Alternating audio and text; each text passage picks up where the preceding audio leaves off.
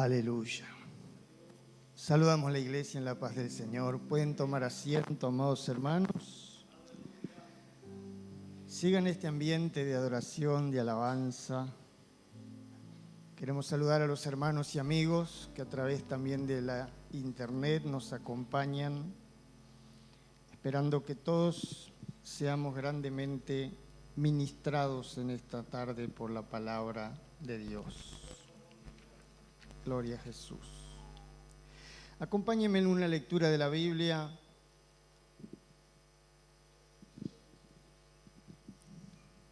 En el libro de Segunda de Reyes, en el capítulo número 20 de Segunda de Reyes, capítulo 20. Gloria a Dios. Gracias, Jesús.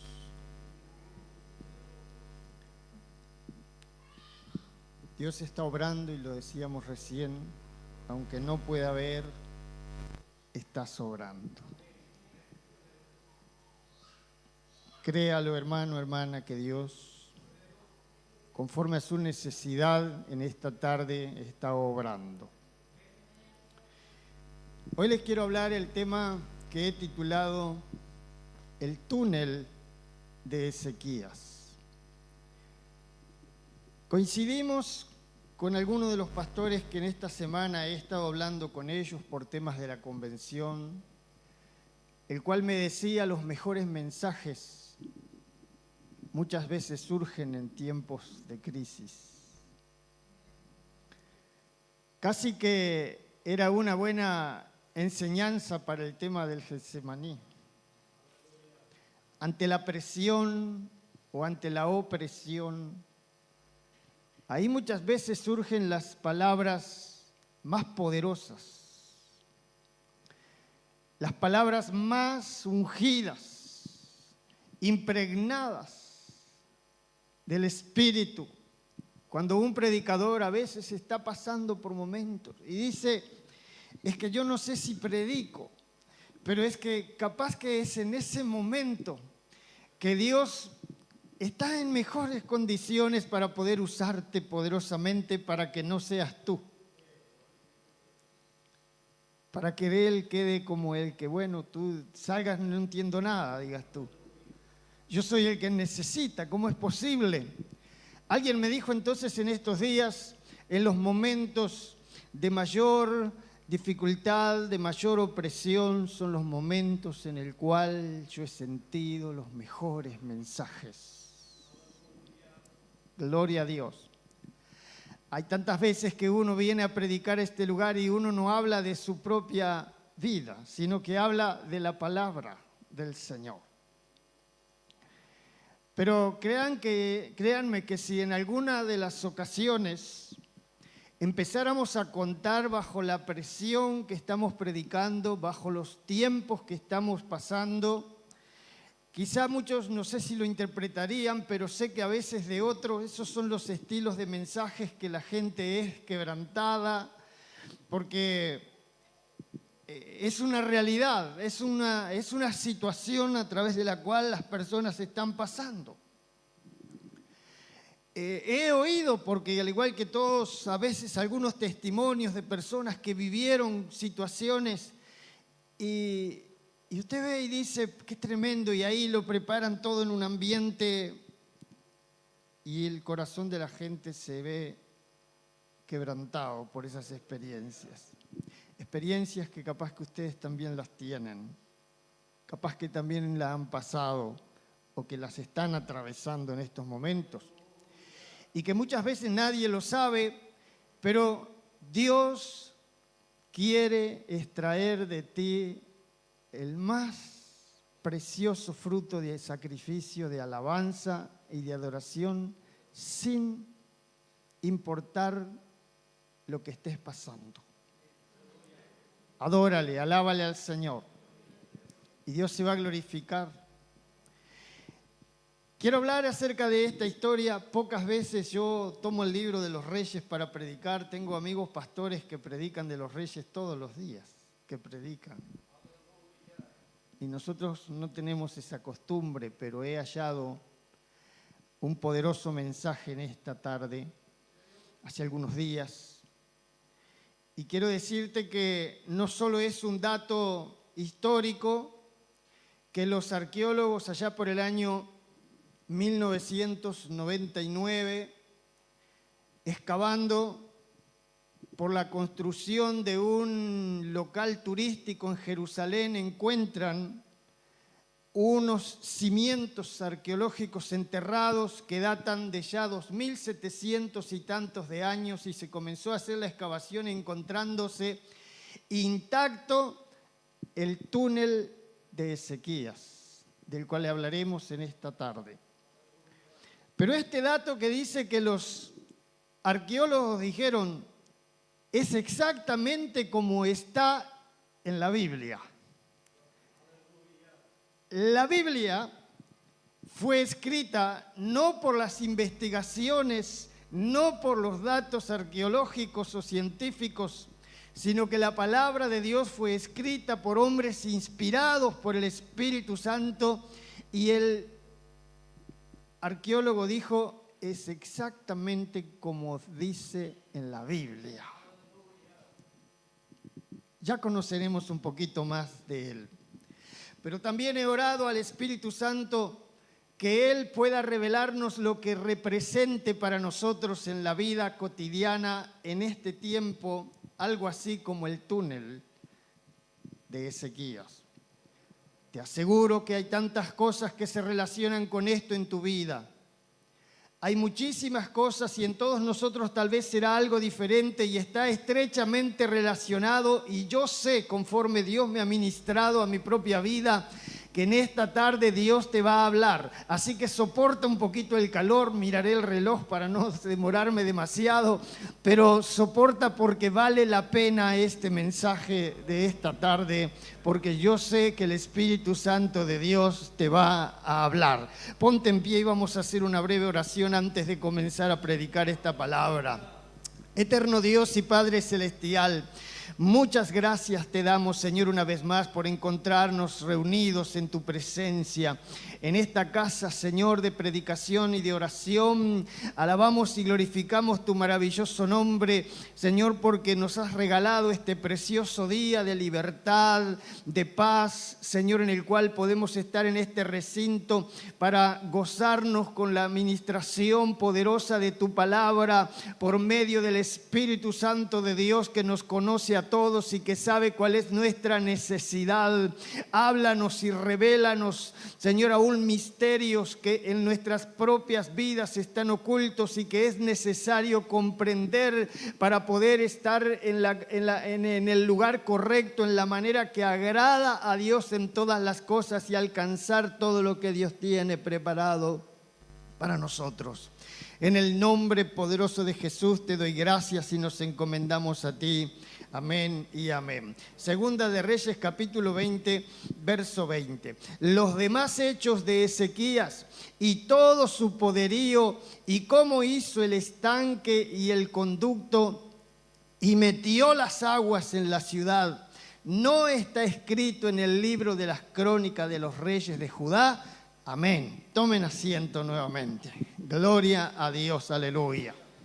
Queridos hermanos, amada iglesia, siempre que una persona ha partido de este mundo, ¿verdad? Que en la reflexión final, cuerpo presente muchas veces, o lo que queda en el ambiente y en los comentarios de las personas, muchísimas veces están relacionadas a lo más significativo que esa persona ha hecho, a la obra tal vez que ha trascendido, a lo que realmente ha quedado impregnado en los corazones. Ese es el dato que siempre, digamos así, que se resalta. Es por esto que me llamó la atención, porque leyendo la historia del rey Ezequías, este hombre hizo muchísimas cosas que solamente algunas de ellas nosotros podemos describir en este momento. Pero quiero que sepas que lo que está diciendo el día de la crónica de su muerte, que los hechos que hizo Ezequías y todo su poderío está escrito en las crónicas de los reyes, y cómo hizo el estanque y el conducto y metió las aguas en la ciudad. Lo que me parece, a mí me da la impresión que para que el relato de su muerte solamente conste ese dato, solamente esa obra, hermano, cuán significativa, cuán notable fue la obra de Ezequías, cuán significativo y único en su tipo, cuánto representa esto para el pueblo de Dios, para ser la única crónica que relata la persona que escribe este relato del día de su muerte. Todo lo demás está escrito en las crónicas de los reyes, y cómo cavó la roca y condujo las aguas hasta el interior de la ciudad, el único dato. Pero te voy a decir algunos, nada más. Dice la Biblia, dice Ezequías comenzó a reinar a la edad siendo de 25 años, y reinó 29 años en Jerusalén.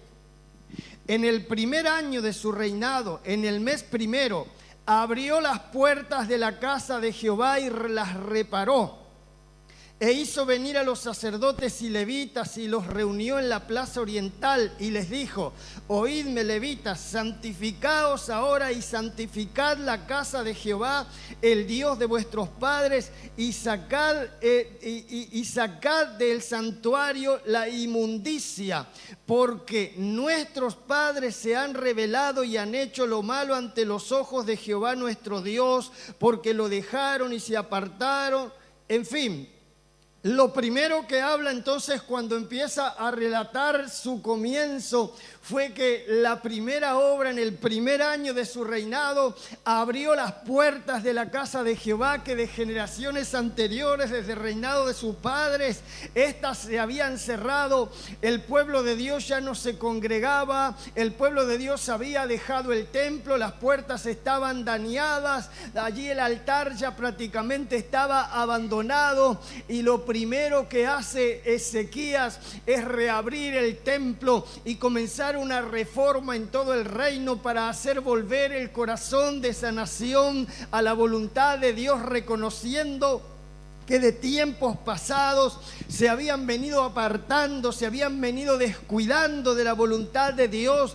Y el primer comentario que nos hace las crónicas de los reyes es que en el primer año de su reinado reparó las puertas de la casa de Jehová, llamó a los sacerdotes y le dijo: santifíquense porque ahora acá va a empezar a haber cultos, santifíquense porque ahora vamos a volver a sentir la presencia de Dios en esta casa.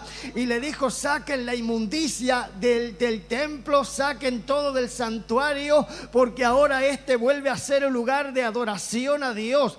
Eso fue lo primero que Ezequías hizo, no fue lo único que hizo. Ezequías como rey empezó a destruir los altares de los dioses falsos, empezó a romper las imágenes de Acera, toda la idolatría de su reinado en Judá, en Jerusalén.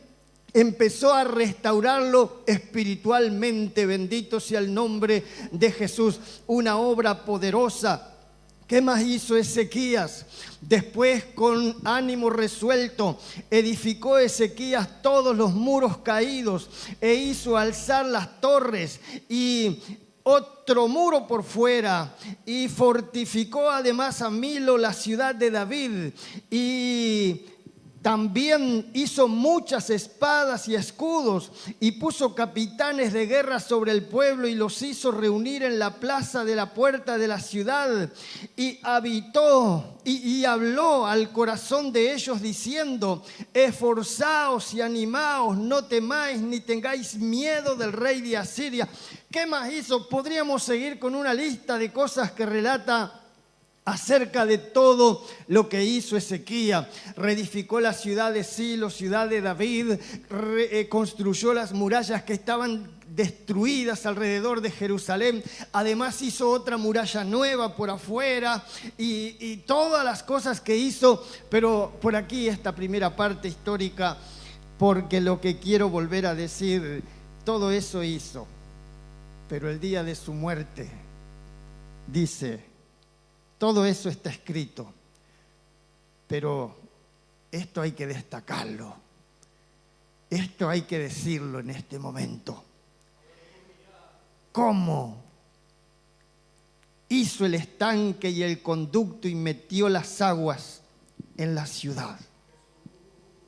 Es por esto entonces que esto no es un dato pequeño, sino que es lo más significativo que se destaca del ministerio, del reinado de Ezequías. Bendito sea el nombre de Jesús. Bueno, eran tiempos de guerras. Había un imperio dominante en el mundo, terrible, que era el imperio asirio. Y este imperio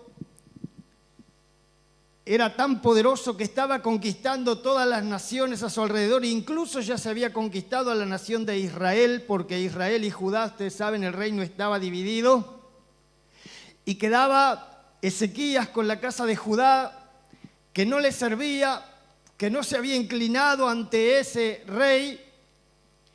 Y dice la palabra que entonces el rey envía mensajeros para amenazarlo, para hacerle temer acerca de lo que le esperaba si Ezequías no se rendía como los demás pueblos, haciendo ver que hasta aquí nadie se le había podido resistir, que todos los demás dioses cayeron frente a su poderío, que todos los reinos fueron sometidos y esclavizados ante su poderío.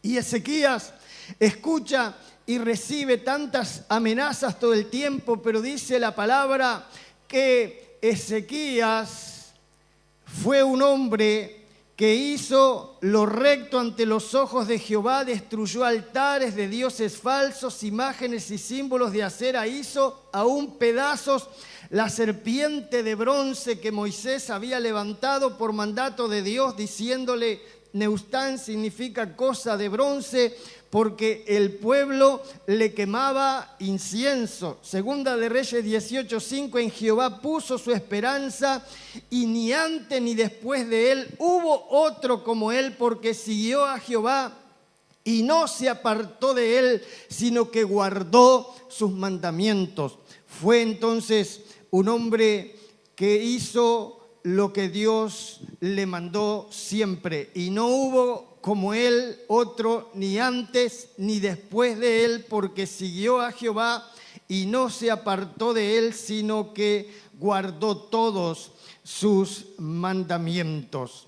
Bueno, es amenazado entonces de que va a caer frente a este gran imperio. El imperio asirio era tan poderoso que leía los relatos aquí de las crónicas y ellos se mofaban hasta del propio Egipto, se burlaban, diciendo, si tú pones, mira, los otros han puesto su confianza en Egipto, y habla del faraón. Usted sabe que el faraón en su tiempo fue el hombre más poderoso de la tierra, hasta la Biblia lo presenta de esa manera, humanamente, ¿verdad?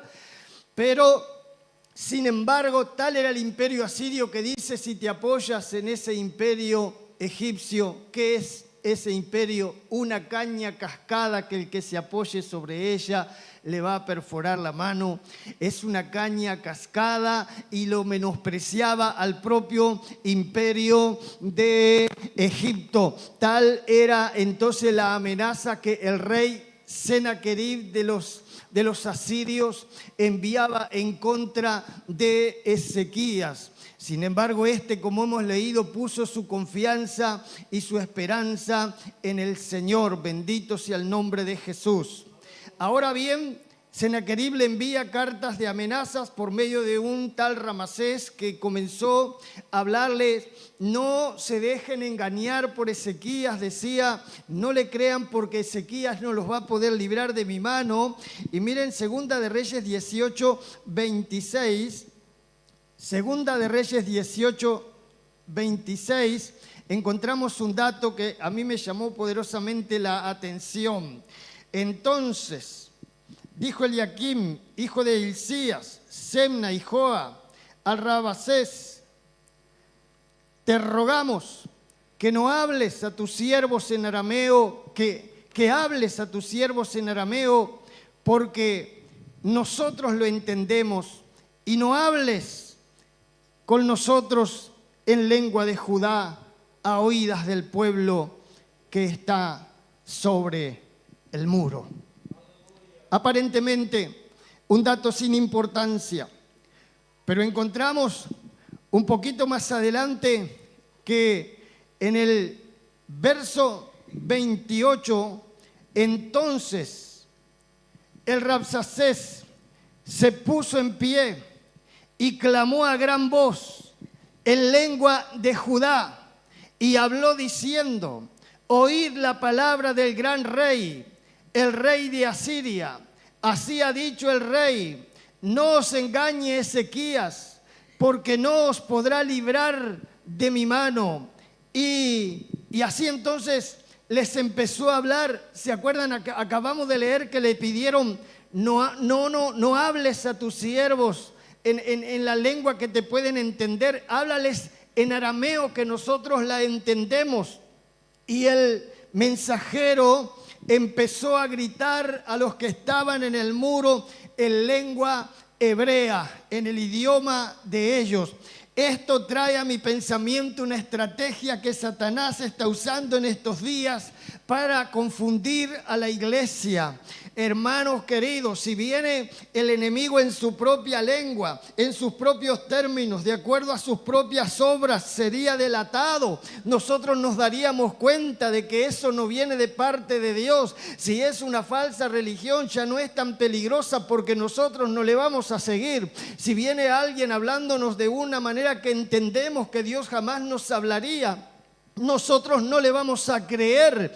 Este fue el pedido en cierta manera del pueblo, de los gobernantes del rey Ezequías, diciendo: habla en arameo que nosotros te entendemos, no hables en hebreo para todo el pueblo. Pero el mensajero se paró y les empezó a gritar en la lengua que ellos le podían entender. Esto me dice a mí que el diablo a la iglesia le habla predicando, que el diablo a los cristianos les habla desde un púlpito, que el diablo a la iglesia les habla por las redes sociales, en grandes conciertos, en grandes eventos, que les está hablando en su propio idioma, que él ya no está presentado como diablo, él ya no está presentado como una falsa religión, él no se presenta para desanimar el pueblo de Dios como el enemigo. Él tiene su iglesia satánica, él tiene su culto, él tiene su gente. Usted sabe que tiene sus sectas que están perdidas.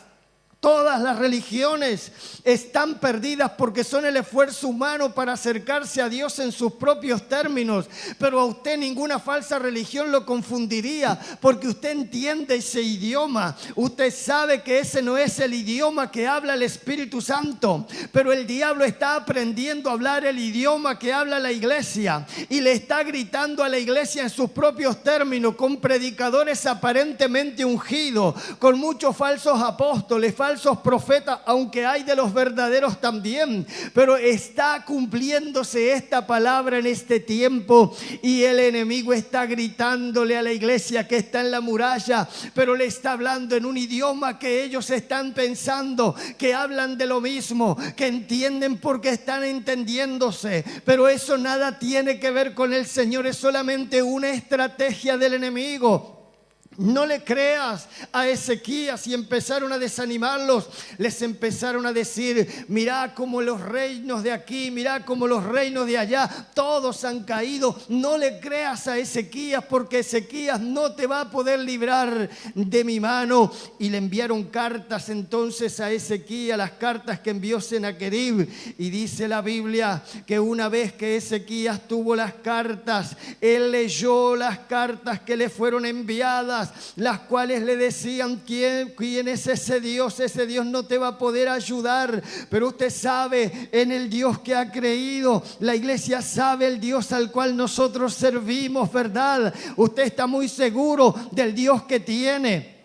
Pero el enemigo no va a cesar sus estrategias, su obra para tratar de desalentarlos. Y sabe que dice la Biblia que una vez que llegaron las cartas a Ezequías, él ciertamente que las leyó, pero después oró a Dios e hizo algo que a mí me enseña en esta palabra que también tenemos que empezar a hacer, y es a traer las cartas de amenaza al altar. Hay que traer las cartas de amenazas al altar. Las amenazas dicen que te vas a morir. Las amenazas dicen que estás enfermo. Las amenazas dicen que tu hogar se va a destruir. Tal vez te están llegando papeles de divorcio. Probablemente te está llegando un diagnóstico que tú le temías. Probablemente hay una carta que está amenazando tu seguridad, que está amenazando tu vida. Y antes de creer a todo eso, lo que tú tienes que hacer es traer las cartas al altar. Traerlas. Ezequías dice que trajo las cartas.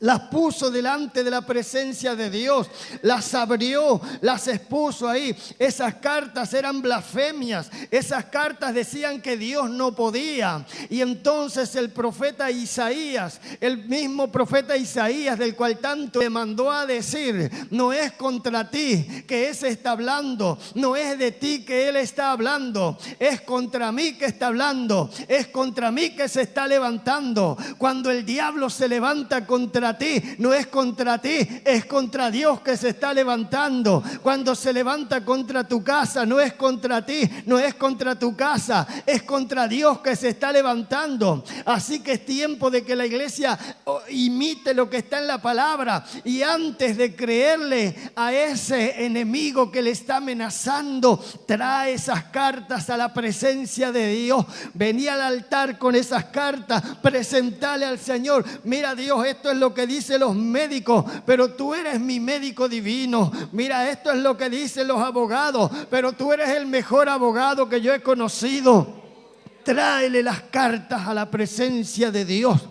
Y Dios envió palabra por el profeta Isaías diciendo: mira, he oído tu oración, le dijo, he oído y he visto todo lo que está sucediendo. Y le da una palabra tremenda y le dice: no temas, no temas, no temas, no temas, no tengas miedo de sus amenazas, no creas a sus mentiras. Y determina hasta la forma que Dios lo habría de derrotar. Pero sabe una cosa preciosa, dice la Biblia, que cuando Ezequías empieza a entender que esto venía en serio, porque el diablo no es que hable por hablar, él quiere cumplir lo que él está diciendo. Él vino para matar, para robar, para destruir, y él lo quiere conseguir. Pero Ezequías sabía que esto venía en serio, tenía palabra de Dios, de que Dios lo iba a guardar. Él le dice a su pueblo: no les teman.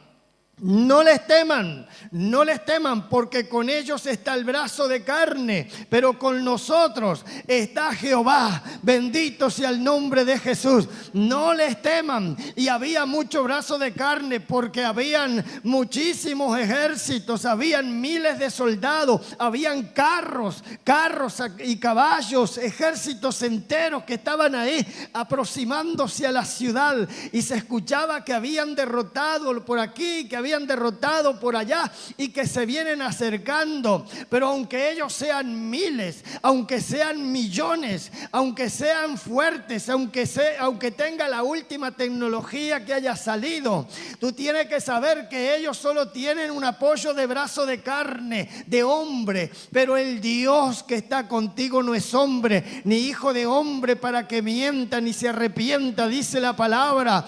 Y entonces Ezequías dijo: con ellos está el brazo de carne, pero con nosotros está Jehová. Más son los que están con nosotros que los que están con ellos, dijo Ezequías, porque más son los que están con nosotros que los que están con ellos. Las mismas palabras que dijo el profeta Eliseo en alguna ocasión. Bendito sea el nombre de Jesús, aleluya. Bueno, hermano, con tanta fe como la que tenía Ezequías, podíamos echarnos a dormir. Porque fue un hombre que ya tuvo la palabra de nada menos que de Isaías. Pero en el año 701 antes de Cristo comenzó una obra significativa que fue la única que se comentó el día de su muerte. del lado de afuera de la ciudad, a unos 300 y pocos metros, había una fuente de agua famosísima que recorría el territorio como un río. Y era la fuente de Gihón, que significa un manantial que brota a borbotones. Ya tenés nombre para la cachimba. Gihón significa manantial que brota a borbotones. Y eso estaba del lado de afuera. Y Ezequías dice: en cualquier momento se acerca Sennacherib con todo su ejército. Esas aguas son aguas que Dios nos entregó a nosotros. Esta es la tierra prometida. Esas son cosas con las que Dios nos ha premiado. No es posible que Sennacherib pueda beber de esas aguas. Y dice la Biblia que cegó las aguas. Tapó las aguas de tal manera que fue una estrategia brillante de guerra, pero que tiene mucho que ver, hermano. Trasládalo a esto ahora, a lo espiritual. Tú sabes que Dios te va a dar victoria. Tú sabes que Dios está contigo, pero el diablo te llama por teléfono y le contesta. El diablo te manda video y te los mira. Tú sabes que Dios está contigo, pero el diablo te amenaza y tú le crees.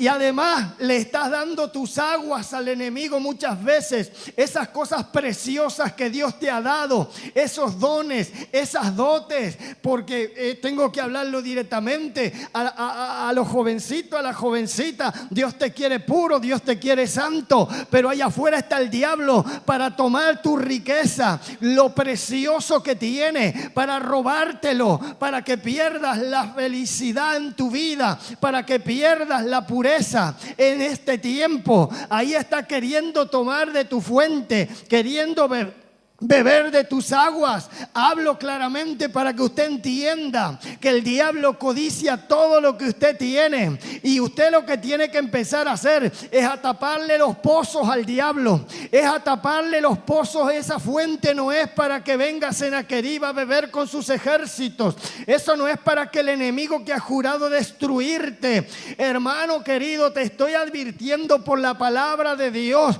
porque el día de mañana, si el diablo te destruye, si estás apartado de Dios, si estás padeciendo porque te apartaste de los caminos de Dios, no podrás decir que nunca nadie te lo había dicho. Tienes que no permitir al enemigo que venga a tomar lo que Dios te ha dado. No es para un novio mundano, y mucho menos para la depravación de este tiempo. Mujeres con mujeres, hombres con hombres. Dios reprenda al diablo. Ahí está el Sennacherib ahí afuera queriendo beber de tu fuente, queriendo beber de tus aguas. Y hay personas que carecen de entendimiento y que piensan que son tiempos modernos, que los tiempos que vivimos, eso es una cuestión normal. Eso no es normal. Eso es un diablo que está allá afuera y que quiere tu fuente, quiere tus aguas, pero tú tienes que privársela, porque Dios no te lo dio para ellos. Dios no te dio para que el diablo venga a destruirte.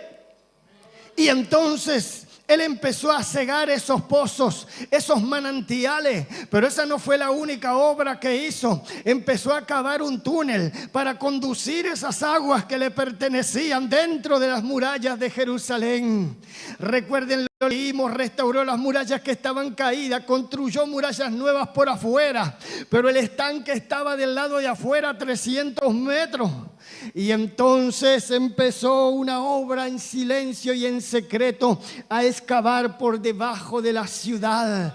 Y dos grupos de constructores empezaron, unos desde el estanque, otros desde adentro de la ciudad. Se metieron por debajo de la tierra y empezaron a excavar un túnel, lo que representa conducir las aguas hacia ti, tratar de conducir las aguas, la fuente de vida, hacia ti.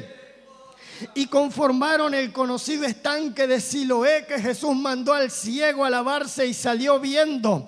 Hicieron el estanque del Siloé y ahí empezaron a construir un túnel, y por debajo de la ciudad rocas fuertísimas. Mira, hermano, eso pasaron 2700 años. Jerusalén fue destruida, la ciudad quedó en ruina, los arqueólogos tuvieron que escarbar muchísimo, pero ahí un día encontraron que el túnel estaba todavía, y eso no fue lo más sorprendente. Todavía seguía corriendo el agua, todavía está dando agua, y ahora mismo allí en Jerusalén está el túnel de Ezequías y el estanque de Siloé, corriendo el agua que en ese día se la privó Ezequías a el enemigo y la condujo dentro de la ciudad por debajo de la tierra.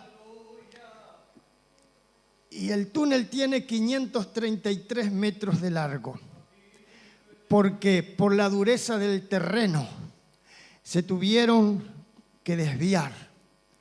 Sin ingeniería, algo sorprendente, 2 grupos de constructores excavando con el ánimo del pueblo, que Ezequías le decía: no se desanime, tengan ánimo, y el pueblo se animó a hacer esa magnífica obra, y entre los zigzag que tuvieron que pegar, 533 metros excavando por debajo entre las rocas para conducir el agua y para negársela a Sennacherib. ¿Tú crees que es gratis todo en la vida espiritual?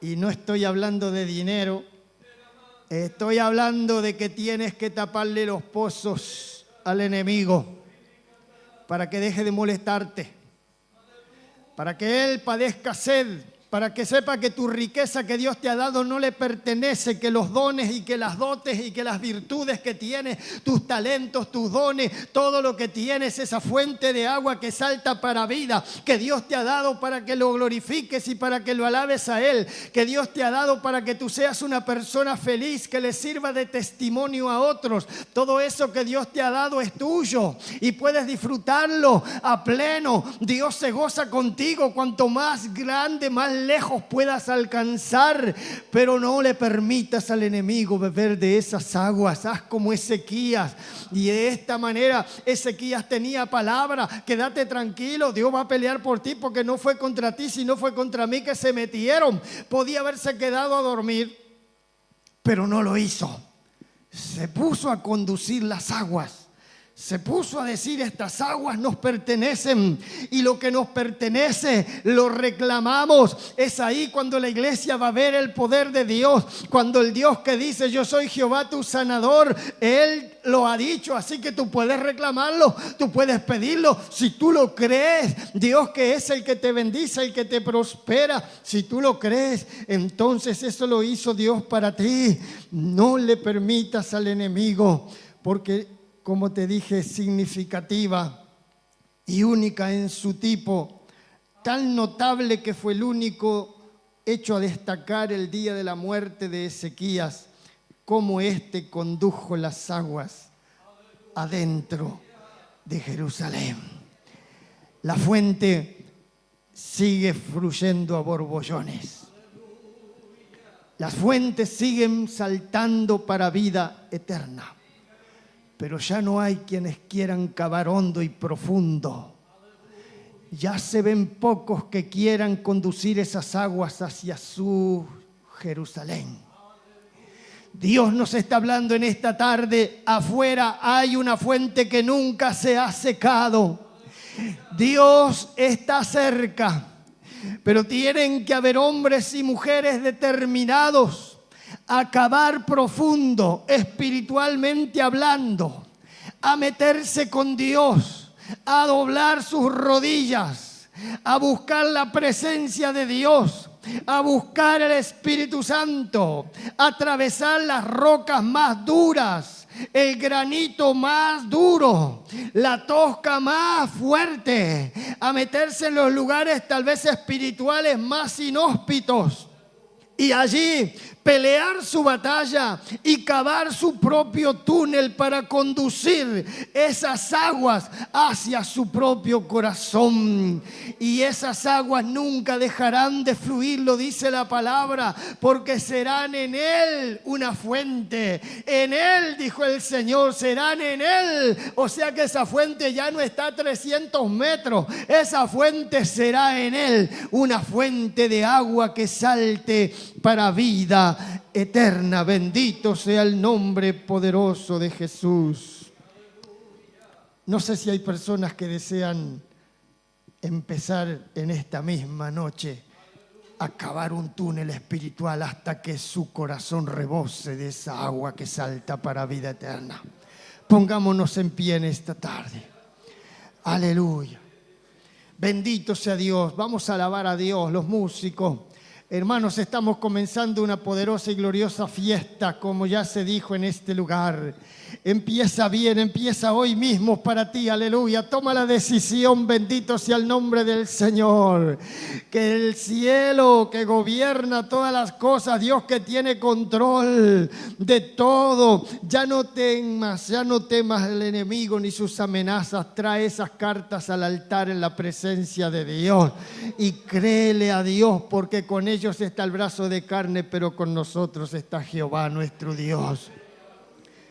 Y empieza a cavar un túnel en lo espiritual. Empieza a atravesar las rocas. Mira, no hay nada imposible para el que cree, aleluya. No hay una resistencia. No hay de que tu familia sea dura, que tu esposo es incrédulo, que tus hijos son rebeldes. No importa la dureza. Dios te va a permitir atravesar por lo más duro e imposible que te parezca, hasta que llegues a la fuente de Gihón, esa fuente que salta a borbollones, y te vas a nutrir y te vas a alimentar. Pero otra cosa que te aconsejo en esta tarde: ciérrale todos los pozos a tu enemigo. No lo atiendas en el teléfono, no hables con el enemigo, no mires los videos que él te manda, no escuches sus conversaciones.